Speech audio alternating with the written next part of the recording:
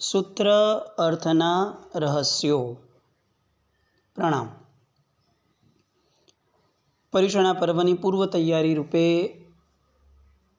કેટલીક આવશ્યક વાતો, કેટલોક નાનકડો સત્સંગ पर्युषणा નિમિત્તનો। पर्युषणाનું પરમ આવશ્યક કર્તવ્ય એટલે 17 પ્રતિક્રમણ। 17 પ્રતિક્રમણની આરાધના વગરનું पर्युषणा એ મીઠાશ વગરના શીરા જેવું ગણાય। એ શક્તિ આપે કે નહીં ખબર નહીં, પણ સ્વાદ ન આપી શકે। એટલે 17 પ્રતિક્રમણો પાપથી પાછા ફરવા રૂપ એ અતિ અતિ અતિ આવશ્યક पर्युषणाનું કર્તવ્ય ગણી શકાય। પ્રતિક્રમણ એટલે શું? આપણે ત્યાં બહુ સરસ વાત પ્રતિક્રમણની વ્યાખ્યા રૂપે લખી છે। સ્વસ્થાનદ યત પરસ્થાનમ પ્રમાદસ્ય વશાદગતઃ તત્રૈવ ક્રમણમ ભૂયઃ પ્રતિક્રમણમ ઉચ્યતે। પ્રતિક્રમણ કોને કહેવાય? તો એની શાસ્ત્રીય પરિભાષા લખી છે કે પ્રમાદના વશથી આત્મા પોતાના સ્થાનમાંથી અન્ય સ્થાનમાં જાય છે, અને એના કારણે એ જે સ્થાન પરિવર્તન થયું, એ સ્થાન પરિવર્તનમાંથી પેલા આત્માને, પોતાના આત્માને પાછો ઉચકીને લઈ આવો એ પ્રતિક્રમણ। આપણું ઘરનું નાનકડું બાળક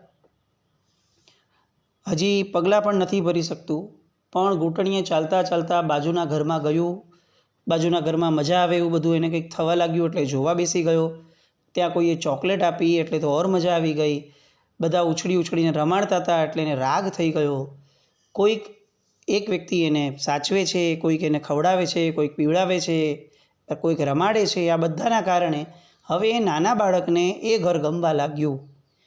પરંતુ સાંજ પડતા માને યાદ આવે કે આ બાળક બાજુમાં ગયું છે ને, ચાલ ઘરે લઈ આવું। એ ઘરે લઈ આવવા માટે જાય, બાળક ના પાડે, રડે, કકડાટ કરે, ગમે તે કરે, પણ બાળકને ઘરે પાછું લઈને જ આવે એને જ માતા કહેવાય।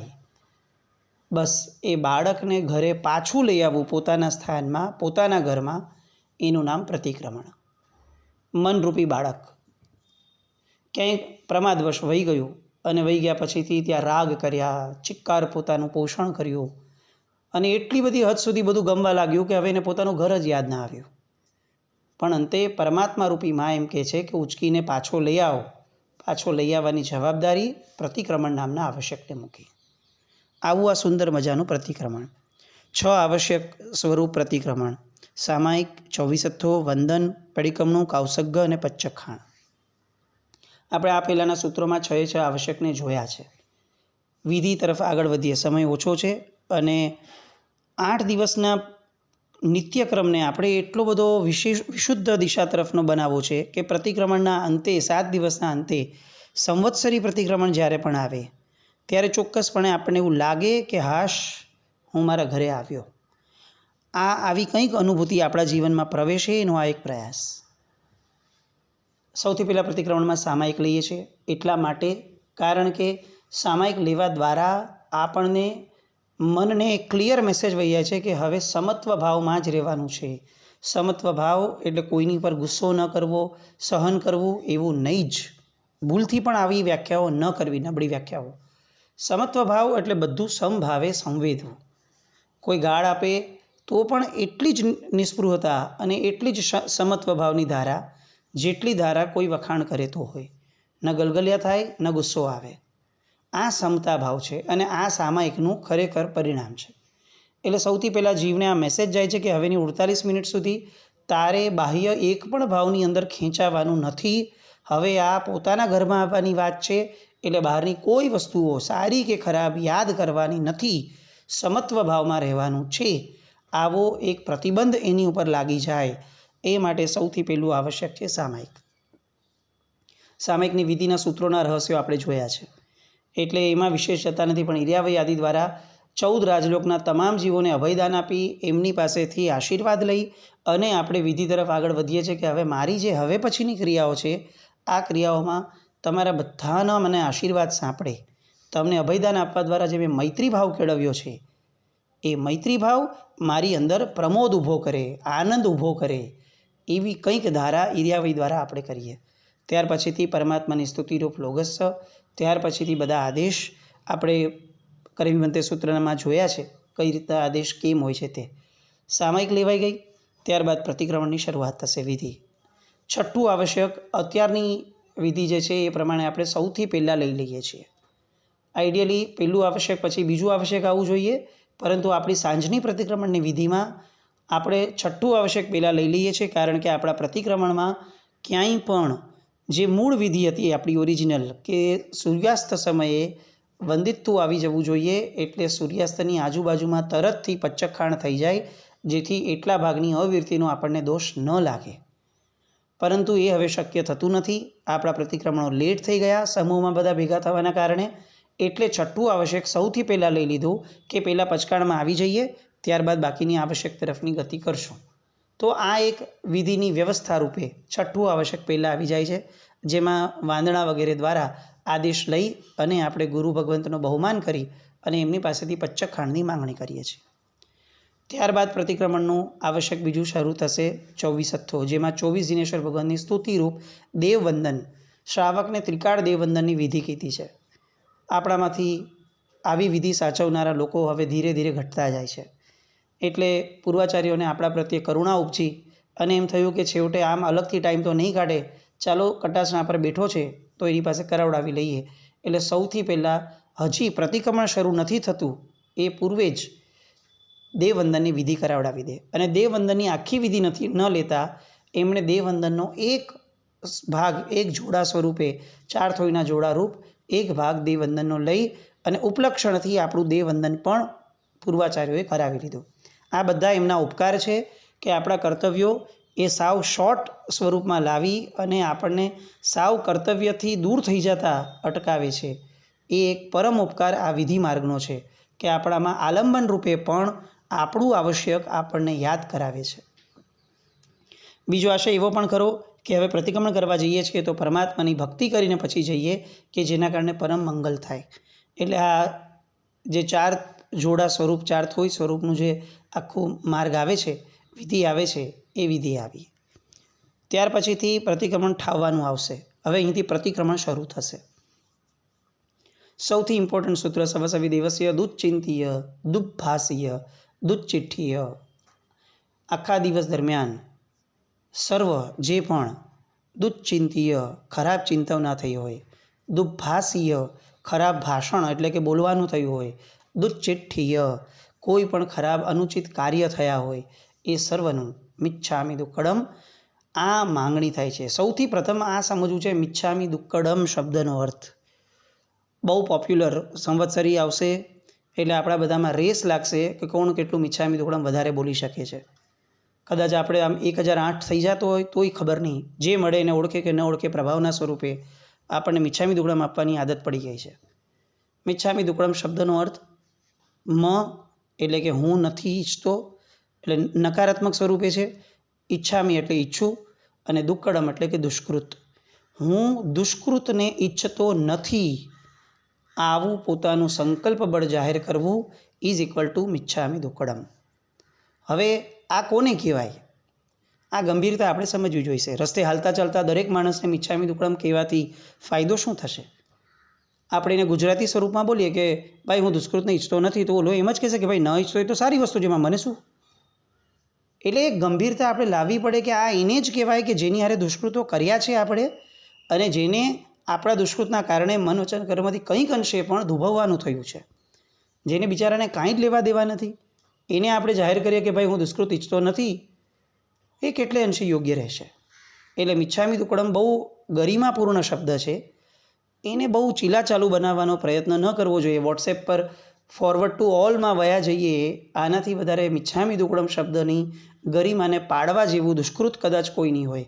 આ દુષ્કૃત જ એવું છે કે એનું મિચ્છામિ દુક્કડમ આપવું પડે. અહીંયા આપણે આખા દિવસ દરમિયાનના પાપોનું મિચ્છામિ દુક્કડમ થયું. પછીથી તરત કરેમી ભંતે વગેરે સૂત્ર દ્વારા સામાયિક નામનું પહેલું આવશ્યક પ્રતિક્રમણની વિધિનું એ શરૂ થાય છે. એ સૂત્રમાં ફરીથી આપણે સામાયિકના સૂત્રનું, સામાયિક ઉચ્ચારવાના સૂત્રને, પચ્ચકખાંડને ગરિમાપૂર્ણ અને ભાવપૂર્ણ રીતે સંવેદી અને એક પોતાનો નિર્ધાર જાહેર કરીએ છીએ કે પ્રભુ મારું જીવન, મને જો મારું બસ ચાલે તો મારે સામાયિકમાં જ રહેવું છે, સમત્વ ભાવમાં જ રહેવું છે. પણ મારા મનના ભાવો નિમિત્તને આધારે બગડતા જાય છે, બગડી જાય છે. એ જે બગડી જાય છે એને અટકાવવામાં પ્રભુ તું મને પીઠબળ આપજે. આવો એક સરસ મજાનો સંકલ્પ સામાયિક દ્વારા અને પ્રભુ તું પીઠબળ આપજે આવો જે મેસેજ છે એ 24 નામનો એટલે કે ચતુર્વિશતિ સ્તવ લોગસ સૂત્ર એના દ્વારા આપણે પ્રભુ પાસે વ્યક્ત કરીએ છીએ. ત્યાર પછીથી બીજા આવશ્યકનું પૂર્ણાહુતિ બાદ વાંદણા ત્રીજું આવશ્યક આવે. એટલે ત્રીજા આવશ્યકમાં વાંદણા પૂર્વે હંમેશા મોપત્તીનું પડીલણ આપણે ત્યાં આવશે. કેમ આવશે? કારણ કે મોપત્તી અત્યાર સુધી આપણા મુખના જેટલા પણ શ્વાસોશ્વાસ કે શબ્દો દ્વારા જે રીતે પણ મલિન થઈ ગઈ છે એ બધી દ્વારા હવે મોપત્તીની અંદર ગુરુ ભગવંતના ચરણની આપણે કલ્પના કરવાની છે. તો આ રીતની મલિન મોપત્તી મલિન વસ્તુમાં કેવી રીતે સ્થાપના થાય?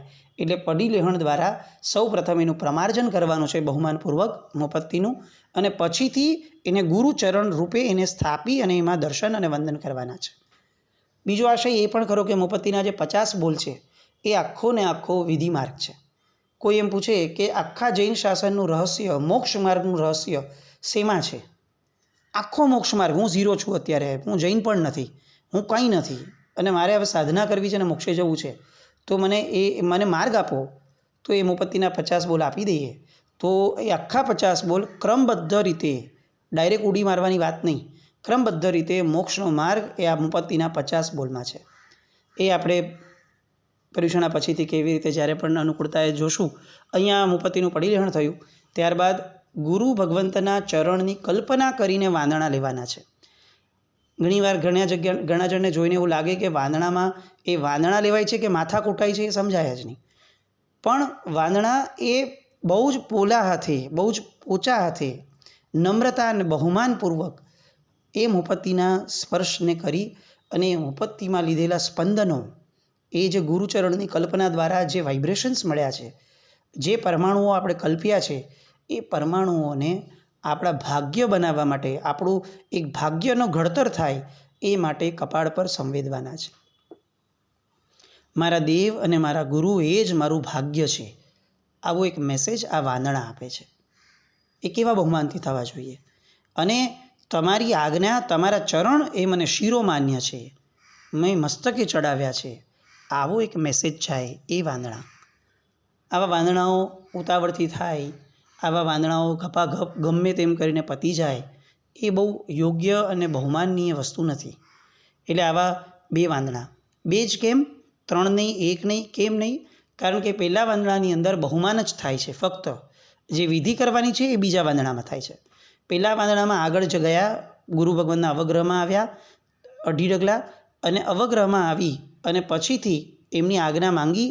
ગુરુ ભગવાન ત્યારે કંઈ બોલતા નથી, એ ફક્ત સાંભળે છે, જુએ છે યોગ્યતા શું છે, એટલે આપણે બહાર આવી જઈએ છીએ. બીજા અવગ્રહમાં જ્યારે ફરીથી જઈએ બીજા વાંદણા, ત્યારે ગુરુ ભગવંત આપણને અનુમતિ આપે, આપણે અંદર ગયા, આખી વિધિ પૂરી કરી, તરત બહાર આવી જવાનું. ગુરુનો 3.5 હાથનો અવગ્રહ રહેવો જ જોઈએ એ આપણને આ વાંદણાની વિધિ દ્વારા સ્પષ્ટ થાય છે. એટલે આ વાંદણા એ ત્રીજું આવશ્યક થયું. પછી સામાયિક 24 વાંદણા અને પરિક્રમણ. પ્રતિક્રમણ નામના ધર્મનું મુખ્ય આવશ્યક પ્રતિક્રમણ. પાપથી પાછા ફરવું. તે કેવી રીતે પાછા ફરાશે? તો બે સ્વરૂપે આપણી આગળ આ વિધિ મુકાવડાવી. પહેલું સ્વરૂપ એ છે કે જે સામાન્ય વ્યક્તિઓ માટે છે, કે જે વ્યક્તિઓને સામાન્ય રીતે સ્થૂળથી એમ કહી શકાય કે જેને બિચારાને કંઈ જ નથી ખ્યાલ, એને પણ પોતાના દિવસ દરમિયાનના તમામ કાર્યો કવર થઈ જાય એવી રીતે એને જે પ્રાયશ્ચિત કરાવવા માટે 7 લાખ સૂત્ર અને પહેલે પ્રાણાતિપાત સૂત્ર, 18 પાપસ્થાનકો અને હિંસાના જેટલા પણ સ્થાનો છે, આ 7 લાખ પૃથ્વીકાય વગેરે જે છે એ જીવોની સંખ્યા નથી, જીવોની ઉત્પત્તિ જેમાં થઈ શકે એવી યોનિની સંખ્યા છે. એટલે જીવો તો અનંત છે, પણ આટલા પ્રકારમાં 7 લાખ પ્રકારે એકેન્દ્રિય જીવોની ઉત્પત્તિ શક્ય છે. 7 લાખ પ્રકારે 2 ઇન્દ્રિયની ઉત્પત્તિ છે. આ રીતે એ ઉત્પત્તિ સ્થાનોની ગણતરી થઈ. પછી 18 પાપસ્થાનકો કે જે આપણને પાપની અંદર ખેંચી જાય છે એ આવ્યા. અને ત્યારબાદ શ્રાવકને પોતાના લીધેલા વ્રતો, એ વ્રતોમાં જે સ્ખલના પડે છે, જે એની અંદર એનો ભાંગા આવે છે, અતિચાર આવે છે, એ બધાને યાદ કરી અને વંદિત્વ સૂત્ર એ ત્યારે આવે છે. આખા પ્રતિક્રમણનું હાર્ટ આ વંદિત્વ સૂત્ર છે. મુદ્રાઓ પણ બહુ જ ઇફેક્ટિવ હોવી જોઈએ. વીરાસનની અંદર વંદિતું થાય. વીરાસન એટલે શું? કે જાણે ખેસ ન પહેરવાનો હોય, કારણ કે ઉઘાડા થવાનું છે. પુરુષો માટે વાત છે, ઉઘાડા થવાનું છે. અહીંયા કોઈ બાકી નથી રાખવાનું કે એમને કેવું લાગશે, મારું કેવું લાગશે, કોઈ સાંભળશે તો શું થશે, કંઈ જ નહીં. એ પ્રતીક સ્વરૂપે પુરુષોએ ખેસ કાઢવાનો જ હોય કમ્પલસરી. અને કઈ મુદ્રામાં બેસવાનું છે? તો કે એક ધનુર્ધારી પોતે જ્યારે સામે એક લક્ષ્યને વિંધવા બેઠો છે અને એ લક્ષ્યને વિંધવા માટે સૌથી પહેલાં એ પોતે પોતાનો આગળનો પગ વ્યવસ્થિત ઊંચો કરે, પાછળના પગને એટલો જ ઊંચો રાખે કે જેના કારણે એનું બેલેન્સ રહી શકે અને એના કારણે પાછળથી એના હાથ ઉપર ફોર્સ મળે. એ રીતની મુદ્રામાં વીર આસનની અંદર એ બેવ હાથથી હવે લક્ષ્યને વિંધવા બેઠો હોય એ રીતે વંદિતું સૂત્ર બોલવાનું છે. આ ભાવ અંદર પ્રગટ થવો જોઈએ કે એક જ્યારે એમાં વંદિતાની ગાથામાં તમ નિંદે તમ ચ ગરિયામી વગેરે આવે છે, પડિક્કમે દેશીયમ સવ્વમ જ્યારે આવે છે એક ગાથાના અંતે, ત્યારે એક લક્ષ્યને વિંધવાનો ભાવ છે. પ્રભુ રસોડા સંબંધી બાબતોનું આ, લોભ પરિગ્રહ સંબંધી આ, જૂઠ બોલવા સંબંધી બીજું એ આ, ત્રીજું ચોથું પાંચમું, આમ કરતાં કરતાં દરેક વસ્તુઓ વંદિતાની એ બધાને આપણે શિક્ષાવ્રત વગેરેનું આલોચન કરવા માટે આ વંદિતું સૂત્ર છે. શબ્દો ન સમજાય તો છેવટે આપણે આપણા પાપનું આલોચન કરીએ છીએ, પરાક્રમ ઊભું કરીએ છીએ. આવો ભાવ તો મિનિમમ પ્રગટવો જોઈએ. ત્યાર પછીથી પ્રતિક્રમણ આવશ્યક પૂર્ણ થાય અને આ આવશ્યક એકદમ વ્યવસ્થિત રીતે જેમની કૃપાથી થયું, પહેલાં એમને મિચ્છામી દુક્કડમ આપવા છે, પછી આખા સંઘને કે આખી જીવસૃષ્ટિને આપેલા મિચ્છામી દુક્કડમ આપણા સફળ થશે. એટલે આયર્ય વજ્જાય સૂત્ર અને ગુરુ ખામણા સૂત્ર એટલે કે અબુઠિયો સૂત્ર, આ બંને દ્વારા વંદિતું આપણું બહુ સુપેરે પૂર્ણ થયું અને પ્રતિક્રમણમાં હળવા થયા. પ્રતિક્રમણ વંદિતું બોલતા બોલતા જીવ એકચ્યુઅલી હળવો થાય. રીતસર એમ લાગે કે 25-50 ગ્રામ વજન ઘટ્યું, આવું જો થાય તો એ વંદિતું એ સત્ય માર્ગ તરફનું આપણું ગણાય. આવી સુંદર સંવેદનાપૂર્વક પ્રતિક્રમણ કરવાની આપણે ત્યાં વાતો છે.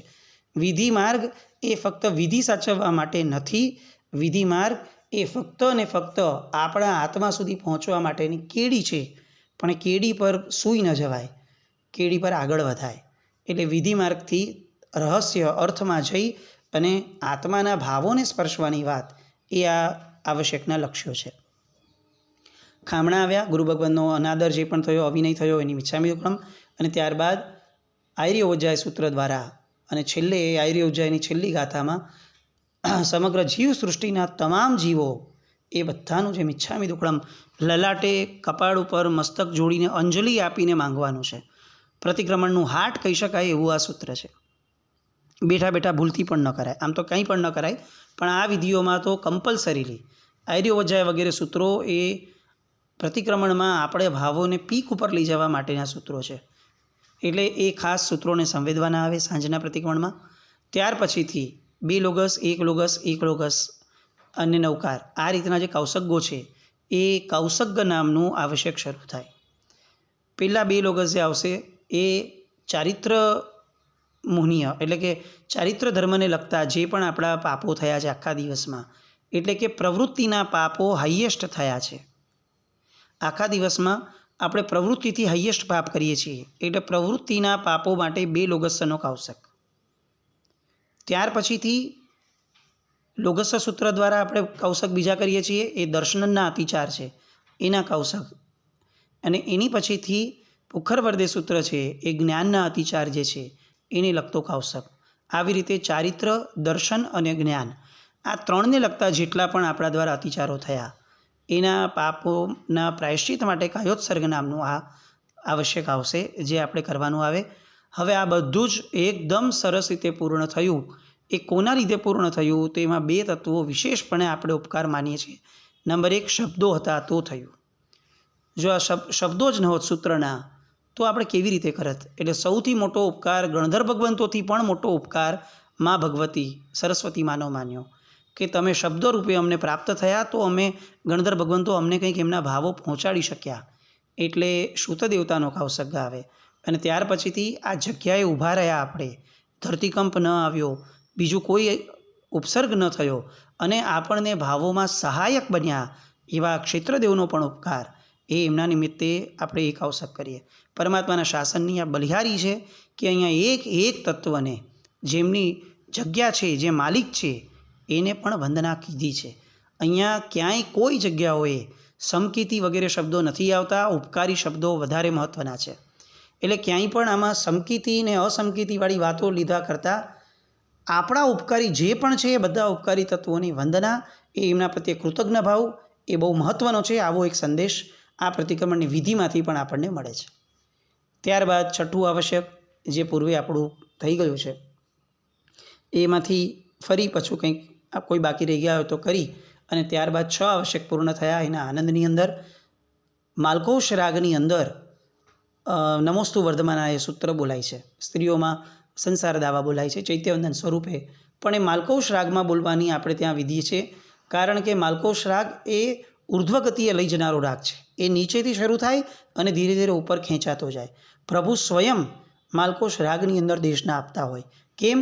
કારણ કે ભાવો વર્ધમાન ભાવમાં લઈ જવા માટેનો આ શ્રેષ્ઠતમ રાગ છે. સંવેદનાઓને સૌથી વધારે જો કોઈ રાગ સ્પર્શે છે રાગ રાગિણીઓમાં, 64,000 રાગ રાગિણીઓવાળો આ રાગ એવો માલકોશ રાગ.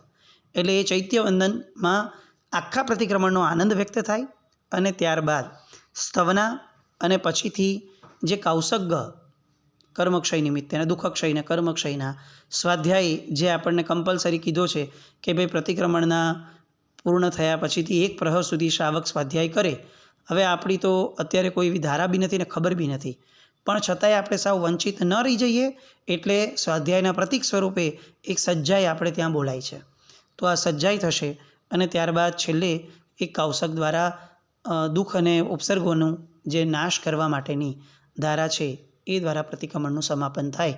આ દેવસી પ્રતિક્રમણની આખી વિધિ, આ વિધિમાં દરેક જગ્યાઓએ આપણા આશયની શુદ્ધિ થાય એ બહુ મહત્ત્વનું છે.